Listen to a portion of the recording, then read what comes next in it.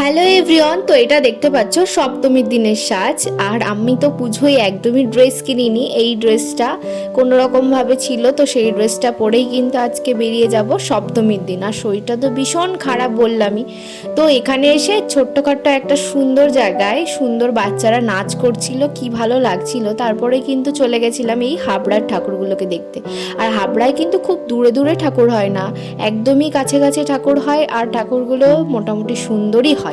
আর যেটা অশোকনগরের ফেমাস এই রাস্তাটা, যেটা নাকি প্রচুরই ভাইরাল, প্রত্যেক বছর হয়, সেটাতে কিন্তু সবাই দেখতে পাচ্ছ এখানে শুধু ছবি তোলার জন্যই আসে। তো আমিও গিয়েছিলাম, এরপর কিন্তু গিয়েছিলাম আরেকটা ঠাকুর দেখতে। এটা ছিল কিন্তু একদম আমার স্কুলের পাশেই। তো বেশি দূর দূর ঠাকুর তো বললামই হয় না, তো এই জন্য ভিড়ও খুব একটা হয় না, হয় মোটামুটি ভিড় হয়, তবে হাবড়ার ঠাকুরগুলো কিন্তু যথেষ্ট ভালো হয়। এরপর রাত হয়ে গেলে চলে গেছিলাম কিন্তু রাজনন্দিনীতে। আর রাজনন্দিনীটা কত সুন্দর করেছে দেখো।